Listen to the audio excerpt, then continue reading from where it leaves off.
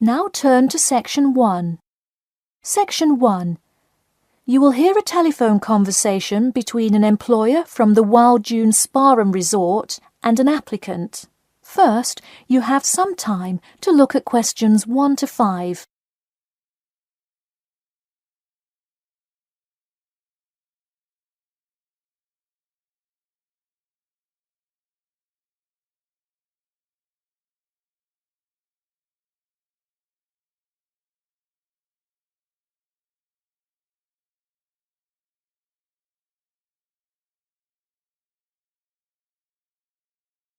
You will see that there is an example which has been done for you. On this occasion only, the conversation relating to this will be played first. Hello, is this John Murphy? Hi, yes it is. Hi John, this is Ed Heisenberg from the Wild Dune Spa and Resort, calling about your application for our lifeguard position. Do you have a few minutes to talk? Yes, absolutely. The employer says that he is calling about the application for their lifeguard position. So, lifeguard has been written in the space. Now we shall begin. You should answer the questions as you listen, because you will not hear the recording a second time. Listen carefully and answer questions 1 to 5. Hello, is this John Murphy? Hi, yes it is. Hi John, this is Ed Heisenberg from the Wild Dune Spa and Resort, calling about your application for our lifeguard position. Do you have a few minutes to talk? Yes, absolutely. Great, could you give me your address? Sure. My address is 45 Elsinore Court. I'm sorry, was that Eleanor? Could you spell that for me? Sure, it's Elsinore. E-L-S-I-N-O-R-E. Okay, thanks. And is this the number we should reach you at in the future? 099885767? No, that's my home phone. But let me give you my mobile number instead. 077 896 245. Call me on that one. Okay, I'll make a note of that. Could you tell me your availability? Sure, I'm usually available during afternoons or weekends. I'd prefer not to be scheduled on weeknights because I work part-time as a waiter. That shouldn't be a problem, since we don't stay open very late anyway. And do you have any other employment experience? Yes, I've worked at a few other places. I was the baseball coach at Richmond High School last season. I see. And do you have any other experience that you would like us to note on your application? Yes. Last year I worked at the beach as a rescue diver. Rescue diver? That sounds intense. Well, it's really just like being a lifeguard, except in the ocean instead of pool. So kind of like being a lifeguard at the world's largest pool. I see. Before you hear the rest of the conversation, you have some time to look at questions 6 to 10.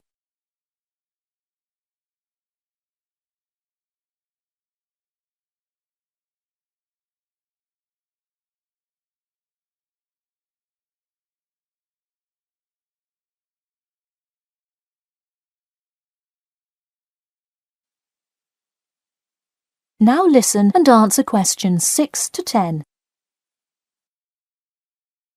So could you tell me about the relevant skills you have? I'm guessing a lot given your experience. I'm CPR certified and have 2 years of diving experience. Great, it sounds like you are well qualified for this position. When does your CPR certification expire?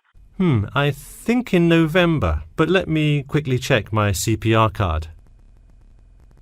Actually, it expires in October. Okay, so regardless, you have it through the end of the summer. When is your ideal time to work? Since I work in the restaurant on weeknights, I like weekends best, specifically Saturday mornings. I see. We do already have a lot of staff available on Saturdays, but I do need an early morning shift lifeguard. How early could you work Saturday morning? I can get there by 6 o'clock if need be. You'll be happy to know we open a little later than that, but I'll put you down for Saturday mornings here. Oh, awesome. I can't wait to get started. How about you come in next Saturday, the 12th? That sounds good. Great. We can figure out other shifts for you to work when you come in then. One last thing, just out of curiosity, where did you hear about us? I heard your ad on the radio while I was driving this morning. You know, I think you're the first person who has responded to our radio ads. It's almost always people who have seen us in the newspaper. Yeah, I don't have time to read through the newspaper every morning. I've plenty of time in the car to listen to radio ads. That makes sense. Well, thanks for your time, and we'll look forward to seeing you on the 12th. That is the end of section 1. You now have half a minute to check your answers.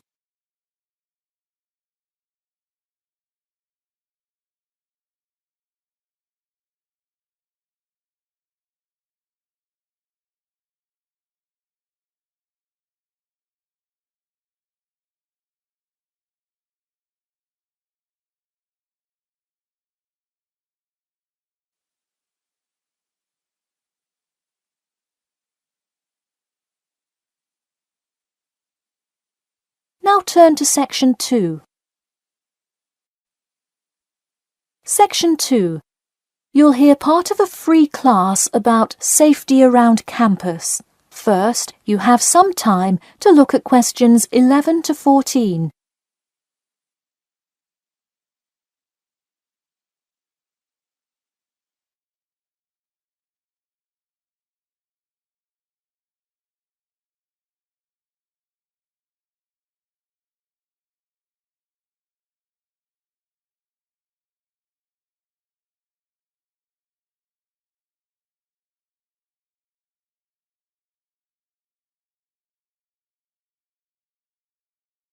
Now, listen carefully and answer questions 11 to 14.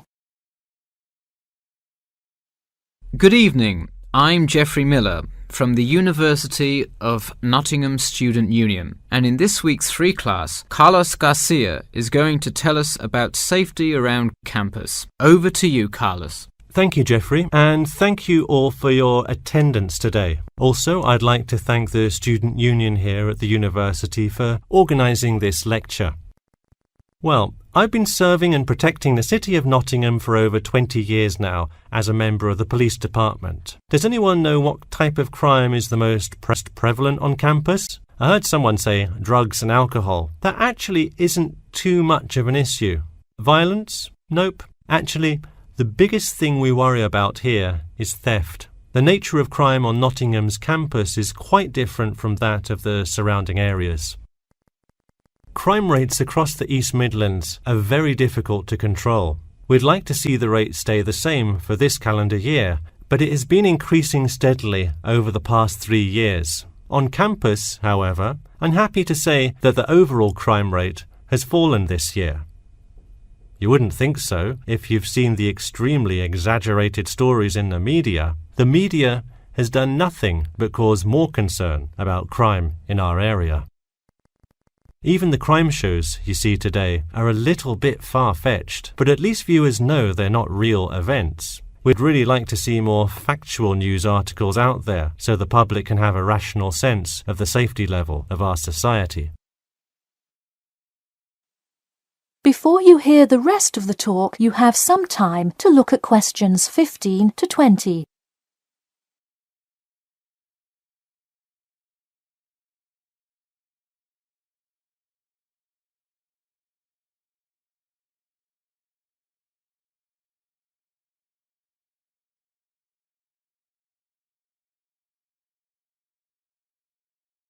Now listen and answer questions 15 to 20.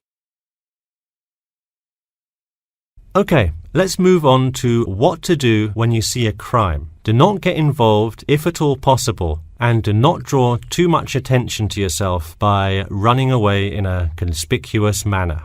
Though most likely, and hopefully, you will not have to experience this situation, if you are being mugged, please do not try to resist. Instead, be compliant and seek help after the incident. Like I said, though, it is highly unlikely that you will find yourself amidst a crime, but it is important to be prepared should it ever happen. we find that educating students and staff on the correct precautions to take is the best way to increase your safety. Just remember to be smart when you're out late at night and avoid any area or person that looks suspicious. I know it sounds obvious, but I cannot stress this enough. It's also not a bad idea to have your mobile phone with you at all times, but be careful. If you're chatting on your smartphone on your way home, you're a prime target for thieves. I'd like to see a show of hands. How many people have left work or the library after 10 p.m. to go home before? A lot of you, right? If you do have to go home late at night, please don't walk home alone. More often than not, there's someone there that will be walking the same direction as you at some point. Walk home with a friend or co-worker. Even if you must use your phone to call someone that's nearby to walk with you, it's always safer to walk home with someone. So when you're walking home, you may feel more comfortable with some sort of self-defense, such as pepper spray. Now, it's your call whether you want to carry something like this or not. However, I absolutely advise against carrying a knife or any other offensive weapon. All too often, they can be used against you if you're disarmed, putting yourself in more danger. For all those interested, the Recreation Centre offers a free self-defense class to all students every Thursday evening. While obviously an introductory self-defense class may not equip you to fight off villains like a regular superhero, it does come in handy sometimes. After taking a self-defense class, you'll surely be more aware of possible dangers and how to deal with them. So hopefully now you have a more complete understanding of the nature of crimes committed on your campus and how to avoid being a victim. I know most students at the University of Nottingham are not the criminal types, but remember that there is no barrier like a wall or something keeping non-students out. There's no army force securing the borders, and I doubt anyone wants it that way. The campus is generally a safe place, but it's not immune to small crimes once in a while. Alright, that's all I have to say for today. Stay safe.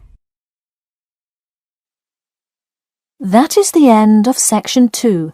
You now have half a minute to check your answers.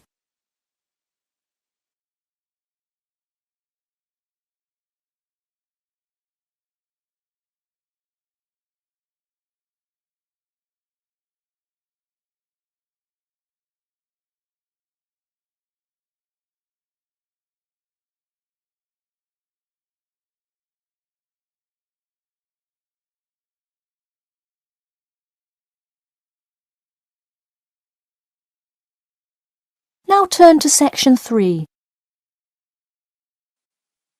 Section 3.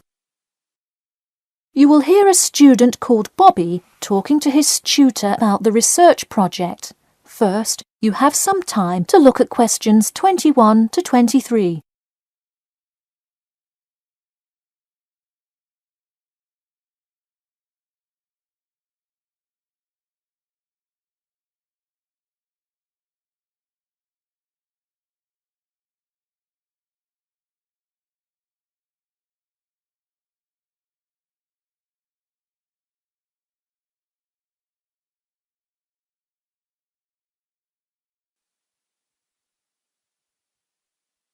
Now listen carefully and answer questions 21 to 23.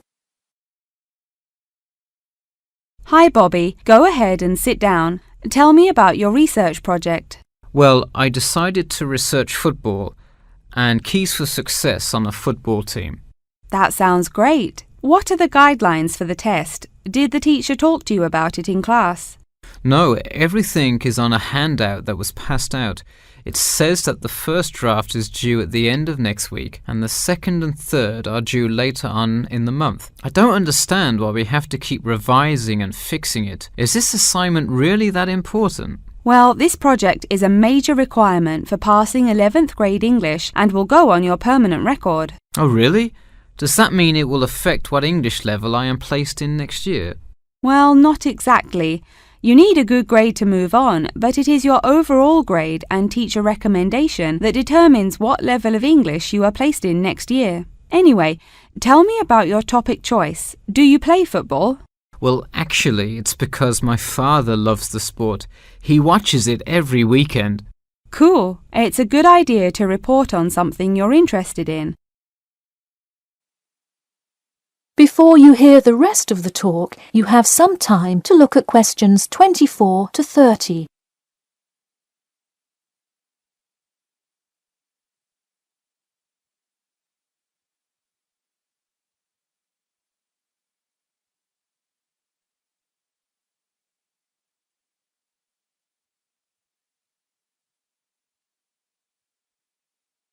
Now, listen carefully and answer questions 24 to 30. I see you worked hard calling players and the head coach to talk, so let's see what information you got. Well, you have to listen carefully to the first call on the recording. It's really hard to hear because the background noise is louder than the person's voice.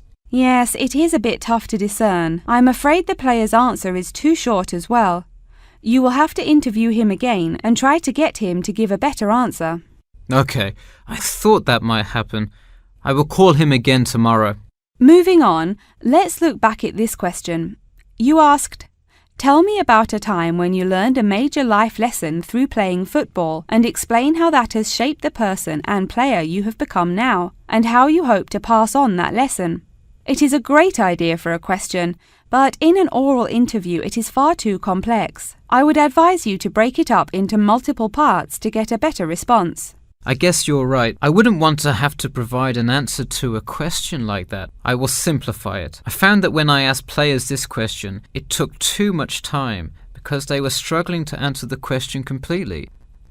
In fact, this is the question Joe Billings was answering when the tape ran out. He did tend to ramble on all the questions, didn't he? He sure did. I would recommend that when you go back and interview players again, that you use a more sophisticated recording device. This recording is spotty, which indicates that the equipment wasn't working consistently. Okay, I guess it probably wasn't the best idea to use the sound recorder on my phone. Hey, could you give me some feedback on the content of the report itself?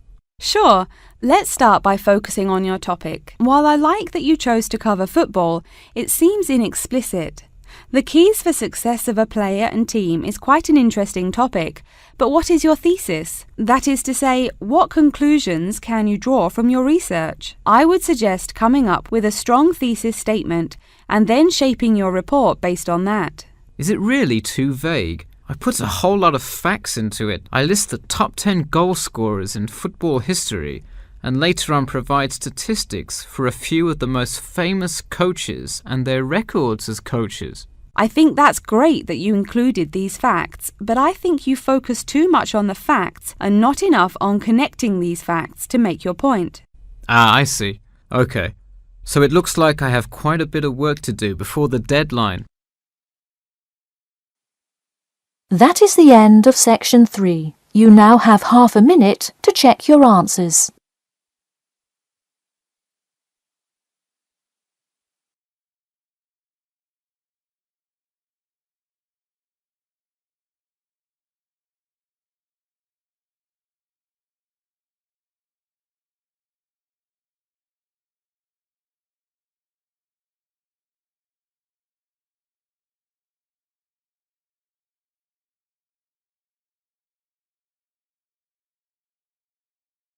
Now turn to section 4. Section 4. You will hear part of a lecture about how to give a quality speech. First, you have some time to look at questions 31 to 40.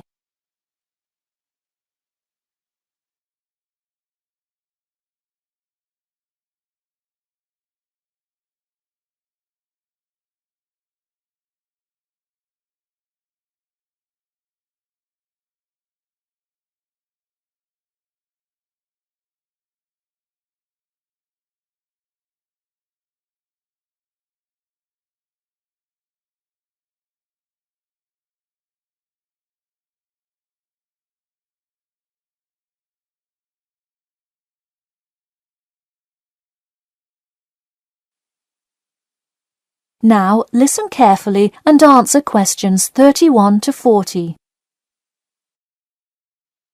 Good morning. Today I am going to cover the daunting task of giving a quality speech, a thought that makes most of us cringe.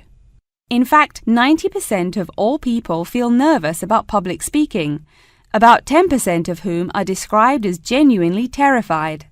Hopefully, when we are finished here today, you all will be in the 10% of the population who do not feel nervous at all. Did you know that lecturers tend to get more nervous if the speech they are giving is an important one? It makes sense, right? You probably wouldn't be nearly as nervous to address your residence hall about the proper use of the recycle and compost bins as you might be if you were asked to give the graduation speech to your entire 5,000 student class. So what is it that makes some people completely comfortable in front of crowds? Some people think that the ability to give a good speech is a gift that others are simply born with. This is almost never the case. Public speaking can be learned with practice. The first most important thing you can do to improve your confidence in delivering a speech is to prepare a quality speech. Honestly, while the content of your speech is relatively important, the audience will really only remember the last sentence you say. It is a good idea to structure the rest of your speech to lead up to this last point to really drive your message home. This is a good way to ensure that your speech is well organized.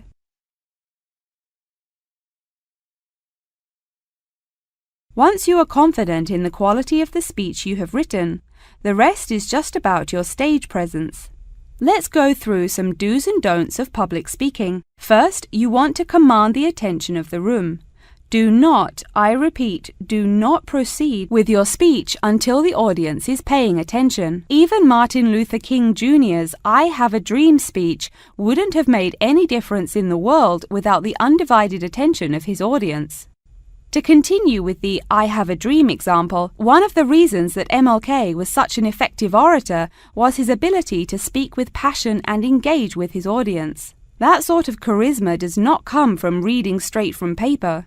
Don't get me wrong, it is a good idea to write your main ideas down on a note card, sheet of paper or something. But one factor that will consistently lead to a boring, forgettable speech is writing down your entire speech. Do not write your full speech down. If you are constantly reading your paper, you are not making eye contact with your audience, and thus failing to really express the feeling that goes with your ideas. I advise you write 1 or 2 ideas, so if you suddenly draw a blank, you have something to jog your memory. If you've written a good speech that you believe in, those ideas should be sufficient to keep you on track. Once you have those ideas written down, give your speech a few practice runs in front of the mirror, into your sound recorder on your phone, or with a friend before it comes time to address a crowd. That way, you can hear how the ideas come across, make sure there are no abrupt transitions, and find out whether you are talking too fast or too slow. Timing is important. Make sure you time yourself beforehand to see how long your speech is. That is pretty much it. With practice, you'll be able to deliver an expert speech that engages and even maybe inspires your audience. Just remember, speak with emotion. No one wants to listen to someone reading from a script. As I come to a close in my speech, I'll point out that I have employed all of these tips that I have covered. I practiced my speech ahead of time and timed it, and I can even show you my one small index card with just 3 simple bullets on it. It's as easy as that. That is the end of section 4. You now have half a minute to check your answers.